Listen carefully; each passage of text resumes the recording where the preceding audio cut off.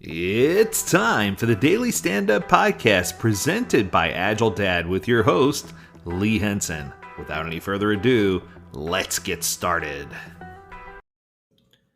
Anyone who's done Agile can tell you that when you encounter teams, you get some teams that are just clicking and things are moving right along and things are going very smooth. And then occasionally you hit those teams that have a few bumps in the road or a few bumps and bruises, and they're trying to recover from either past bad behaviors or things that have caused them to not be able to perform at their highest level. So, one of the questions I commonly get asked, and I think I probably get asked in about two-thirds of my classes, is how do we help teams become high performing? What are some strategies or some techniques or something we can do to get our teams to just move the ball? And I thought I put together a list, and I was originally going to put a list together of the top 10 techniques that you could use to help your teams get there. But I stopped at seven because when I got to seven, it just felt right. It felt lucky. So I'm going to give you the top seven techniques or strategies that you can use to help build and promote high performing teams. Here we go. So coming in right out of the gate, number one has to be team alignment.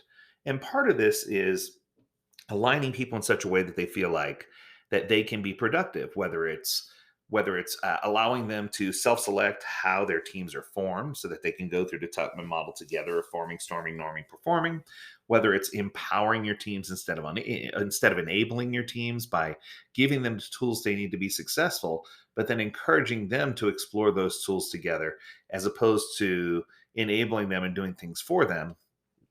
But I think one important one we often forget is how we are going to coordinate people who work in different geographical areas, especially in this world scale of having teams that are just everywhere, distributed teams that are just all over the world. We need to reinvent or find new ways to get people to engage. Now, there's lots of cool tools out there like Mural and Miro that are collaboration sets that allow you to record updates and to do things that you can pass along. There are tools that are type text like Slack and others that allow you to communicate, around the clock so that you can make sure your teams have good communication. But I think the most important thing is to establish those core working hours to allow the teams to form and allow the teams to work their way through the Tupman model. I think that's probably number one right there. I'm just going to call it team alignment. There's a lot that goes into that bucket. So I don't want to just put all seven into the bucket. So I'm going to go down to number two. Number two is communication. Now, I'll tell you, every team I meet uses something different. They say we're using Zoom or Google Meet or Microsoft Teams or any other virtual workspace. The key here is to select tools that are going to help promote cultural communication within your organization. And the fact is, intercultural communication is essential. Everyone needs to understand how to use the tool.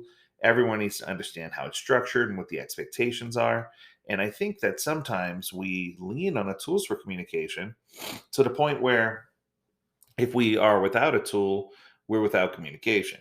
So I also want to point out that there are things like nonverbal communication or things like, hey, just give somebody a call. It doesn't mean that these people have to be all over the world. You can communicate with someone by walking to their office or by holding a door for them or just by giving them a smile when they pass by. Communication isn't limited to just tool based communication.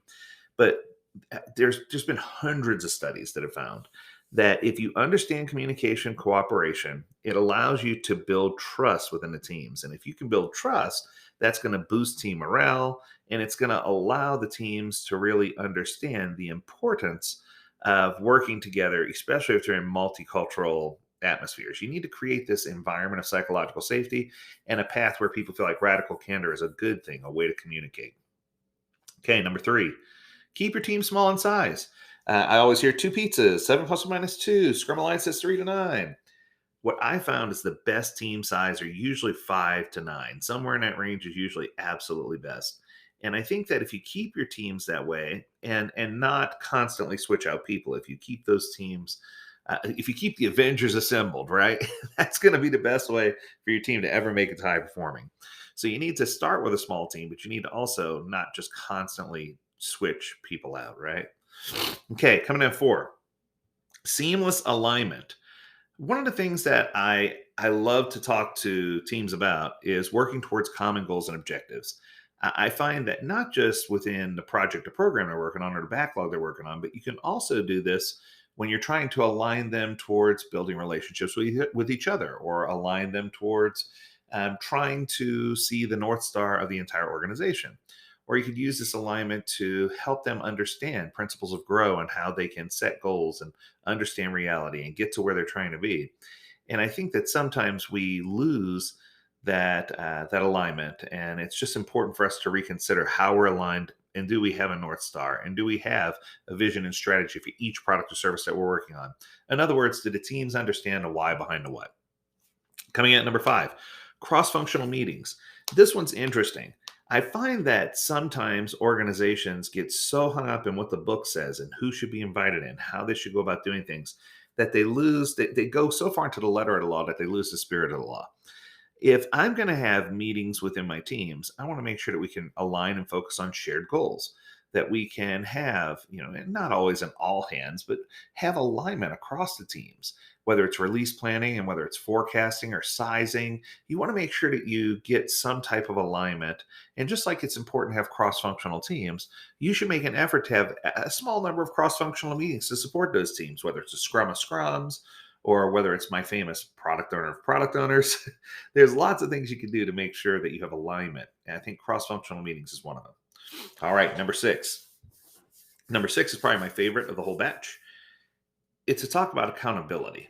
And, one of the things that I've learned is if you want to help a team become high performing, they need to understand the concept of accountability.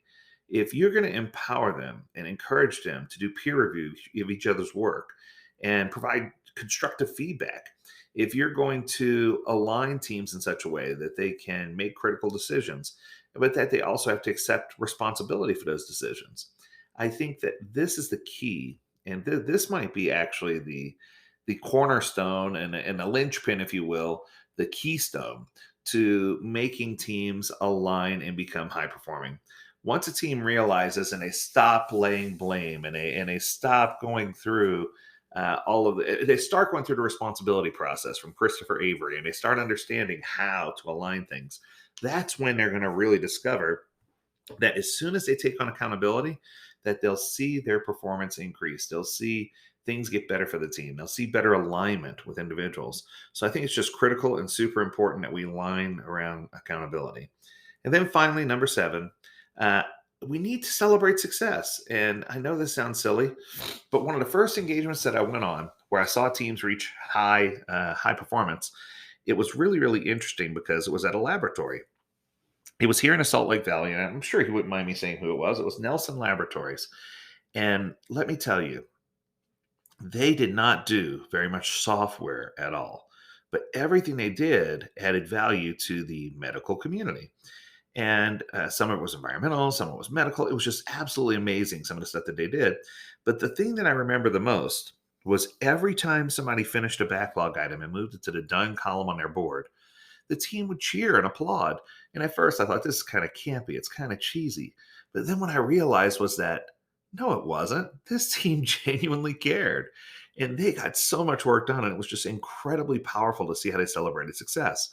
And it doesn't have to be the huge wins. It could be a small win. It could be a thank you. It could be, I remember one Scrum Master that she was working at ancestry.com, and she would run around and she would stick sticky notes on people's computer that just said, "You're awesome today. I can't believe you got that done. Great job."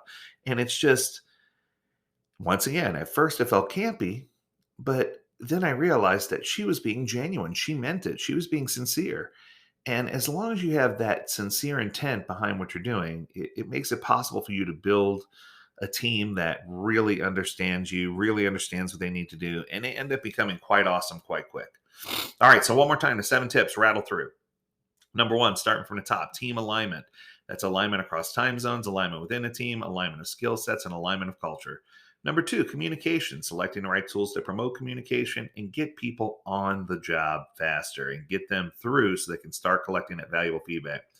Number 3 is keep team size small. Make sure that the teams are teams and not working groups, that they're correctly sized, and that they have a path for success. Number 4 was seamless alignment, making sure that the teams understand the why behind the what. that they work together and that they have alignment across different artifacts, things that are shared, and all those good things. Coming at number five, we said cross-functional meetings, just like cross-functional teams. You want to make sure that when appropriate, that things like release planning and retrospectives, that they are cross-functional as well, so that everyone can follow along and all be on the same page. Coming in at number six was accountability. We all know Master Yoda said, "Do or do not, there is no try." People appreciate what you do. And finally, celebrate success. And I'm just going to leave you with this quote: people don't care how much you know until they know how much you care. So celebrate with your teams, make them the highlight of the day.